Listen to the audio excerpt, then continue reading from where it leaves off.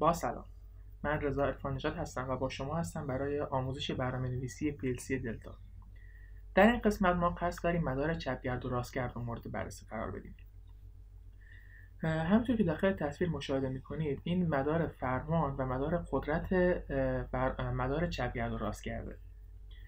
داخل مدار قدرت چپگرد راستگرد ما برای اینکه بتونیم یک موتور رو هم به طور چپگرد و هم راستگرد ازش استفاده کنیم، باید بیایم با کنتاکتورها سیم بندی رو به گونه‌ای بذاریم که زمانی که از مدار چپگرد به راستگرد میخوایم تغییر حالت بدیم، جای دوتا از فازامون که L1 با L3 باشه جابجا بشه.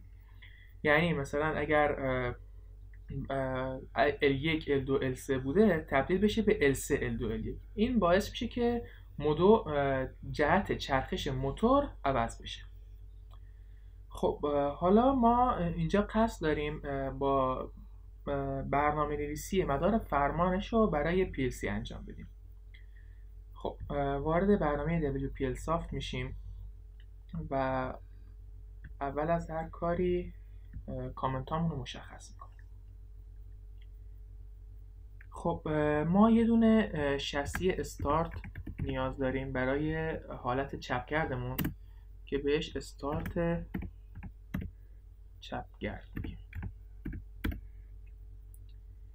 یه دونه استارت لازم داریم برای حالتی که میخوایم از حالت چپگرد به راستگرد بریم که بهش استارت راستگرد میگیم. البته مدار چپگرد و راستگرد نمیتونه همزمان اتفاق بیفته و اگه هم مدارمون در یک لحظه هم چپگردش فعال باشه هم راستگردش، باعث میشه که موتور به شدت آسیب ببینه و باید نکات امنیتی برای این قضیه حتما رعایت کنیم. برای یه شاسی هم نیاز داریم برای استاپ که وقتی اون رو فشار میدیم کلا مدارمون خاموش بشه. برای خروجی هم ما یه دونه موتور داریم که بهش میگیم موتور چپگرد. یه موتور دیگه هم داریم که بهش میگیم موتور راستگرد. خب شروع میکنیم به نوشتن برنامه. خب اولین کاری که میخوایم کنیم اینه که زمانی که شاسی استارت چپگرد رو روشن فشار میدیم، موتورمون توی حالت چپگرد شروع به کار کنه. پس میگیم لود کن X0 رو که همون شاسی استارت چپگردمونه و ست کن Y0 رو که بعد از اینم که دستمون روی شاسی استارت برداشتیم موتور همچنان روشن بمونه. ما نیاز داریم زمانی هم که شاسی استارت راستگرد رو فشار میدیم موتورمون توی حالت راستگرد شروع به حرکت کنه. برای همین میگیم لود کن X1 رو و ست کن Y1 رو. یه دونه شاسی استاپ هم لازم داریم که هر وقت اون رو فشار دادیم موتور خاموش بشه. خب من الان میخوام با زمانی که شاسی استاپ رو فشار میدم هر دو موتورم خاموشه. میتونم بیام از منطق اور استفاده کنم و هر دو رو جدا جدا بنویسم. ما یه دستوری هم داریم داخل PLC دلتا به اسم ZRST که این دستور میتونه دو تا عمل رو همزمان با هم ریست کنه. یعنی دو تا مثلا موتور رو که ما اینجا داریم همزمان این دو تا موتورمون رو برامون ریست کنه. پس می‌نویسیم ZRST Y0 Y1. همونطور که می‌بینید به این صورت نمایش داده میشه دستور ZRST. خب حالا یه بار برنامه رو از اول چک می‌کنیم. زمانی که شاسی استارت چپگرد رو میزنیم موتور با حالت چپگرد شروع به حرکت میکنه. زمانی که شاسی استارت راستگرد رو میزنیم موتور با حالت راستگرد شروع به حرکت میکنه و زمانی هم که استاپ میزنیم هر دو حالت که باشه خاموش میشه. اما ما گفتیم موتورمون نمیتونه همزمان هم به صورت چپگرد و هم به صورت راستگرد کار کنه. این باعث خسارت‌های بسیار زیادی به موتور میشه. و حتی ممکن موتور رو خراب کنه. برای همین ما میایم یه دونه فراخوانی معکوس از موتور راستگرد سر راه موتور چپگرد میذاریم. یه دونه هم فراخوانی معکوس چپگرد برای موتور راستگرد میذاریم. در این صورت اگه موتور راستگردمون فعال بشه، موتور توی حالت راستگرد باشه، به هیچ وجه نمیذاره که موتورمون تو حالت چپگرد کار کنه. خب بیایم برنامه رو کامپایل کنیم. شبیه سازمون هم روشن میکنیم و برنامه رو تست میکنیم. خب دانلود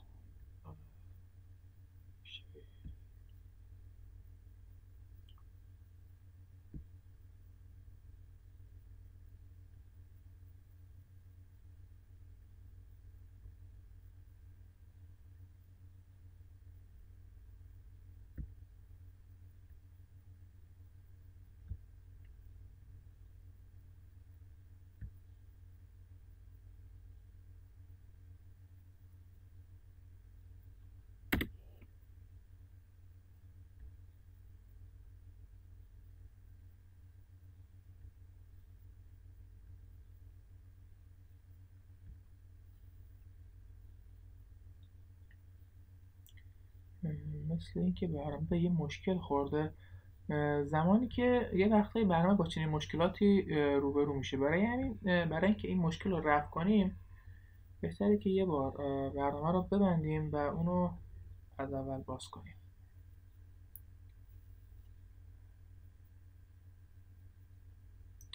خب شبیه ساز رو روشن میکنیم. بله درست شد. خب روی مود اجرایی میریم و شستی استارت چپگرد رو میزنیم و موتورمون الان توی حالت چپگرد شروع به کار میکنه.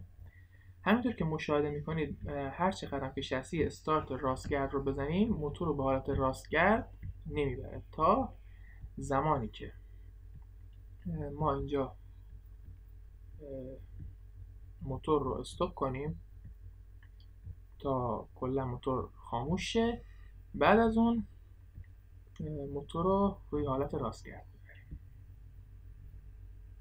و همینطور موقعی که روی حالت راستگرده نمیشه اون تو حالت چپگرد.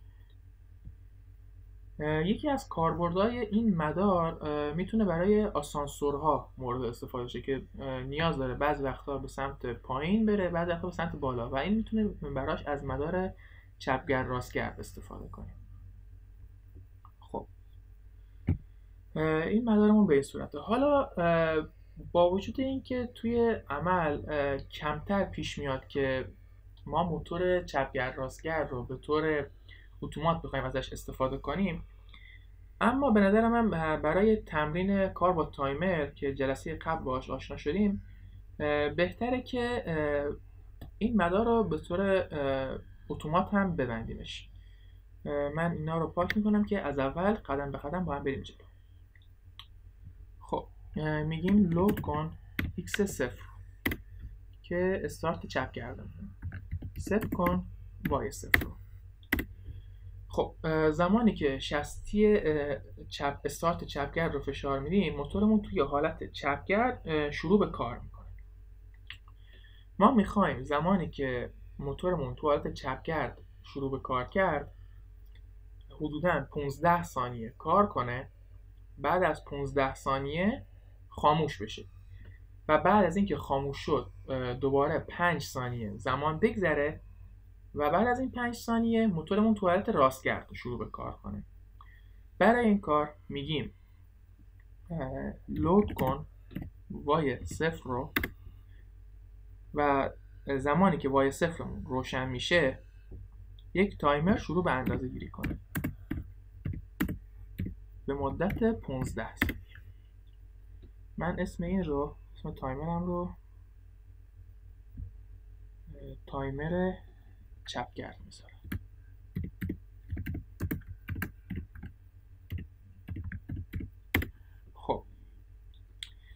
میگیم زمانی که شستی استارت چپگرد زده میشه، موتور به حالت چپگرد شروع به فعالیت میکنه و زمانی که این موتور شروع به حرکت کرد، یک تایمر شروع به زمانگیری میکنه و 15 ثانیه میشماره. زمانی که تایمرمون فعال شد، ما میخوایم موتور چپگردمون ریست بشه. پس میگیم RST بای 0.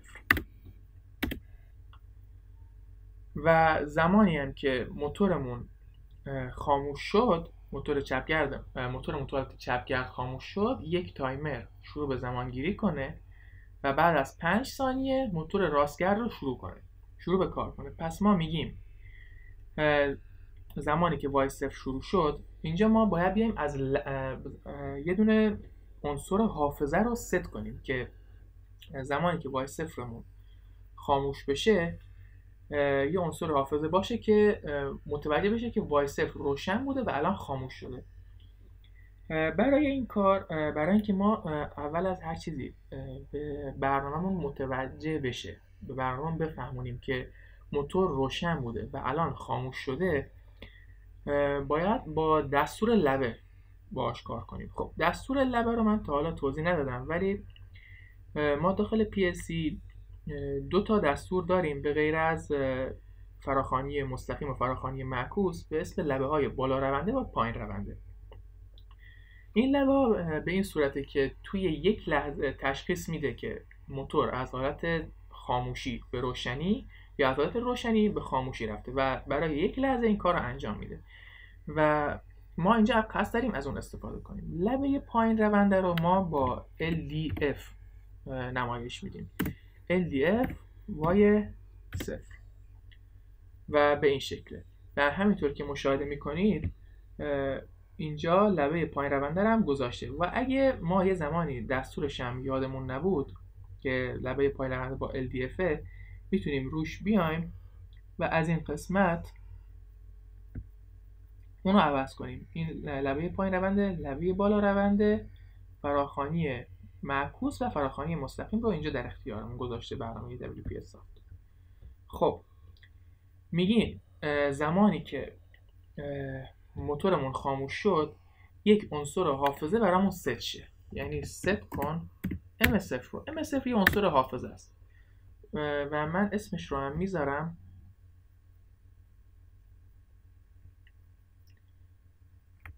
مموری میذاریم اینجا اسمش. خب بیاین یه بار برنامه رو از اول چک کنیم. میگیم زمانی که شاسی استارت چپگرد زده میشه، موتور تو حالت چپگرد شروع به کار میکنه.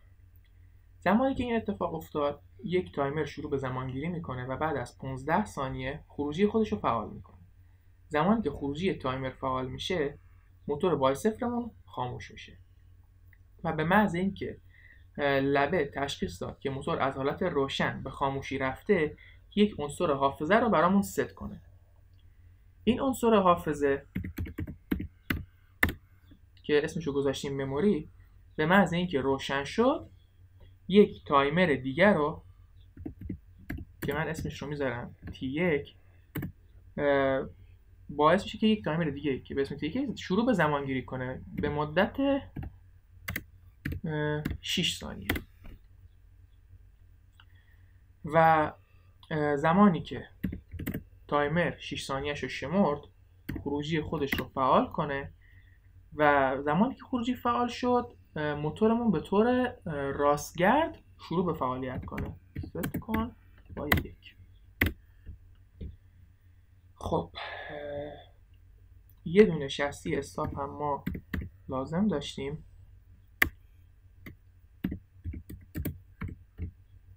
که زمانی که زده میشه میخوایم هر حالتی که بوده مدار توی اون به حالت اولیه برگرده. پس میگیم یه دونه وای 0 رو با 1 داریم که میخوایم ریست شن. پس میگیم RST وای 0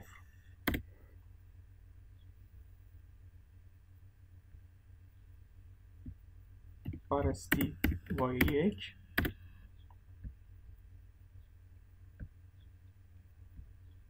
RST T0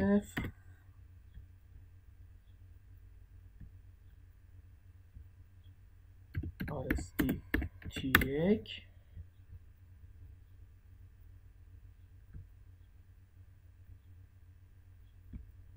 و RST M0. خب بیا یه بار دیگه برنامه رو از اول با هم چک کنیم.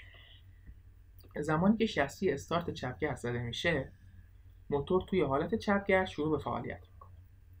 زمانی که این اتفاق افتاد و موتور توی حالت چپگرد شروع به فعالیت کرد، یک تایمر شروع به زمانگیری میکنه به مدت 15 ثانیه.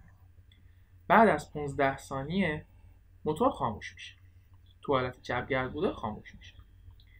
زمانی که موتور خاموش شد، یک عنصر حافظه ست میشه و با ست شدن عنصر حافظه یک تایمر دیگه شروع به زمانگیری میکنه به مدت 6 ثانیه.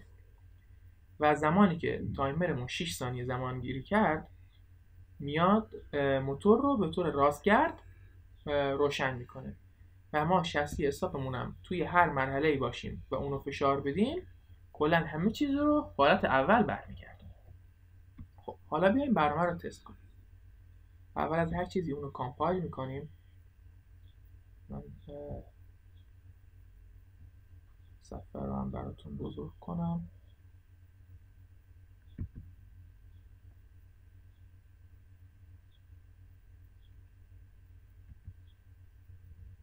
خب برنامه رو دانلود میکنیم.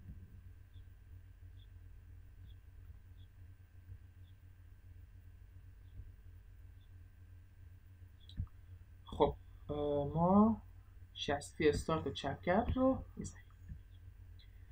تایمر داره میشماره. موتورم تو حالت چپگرد روشن شد.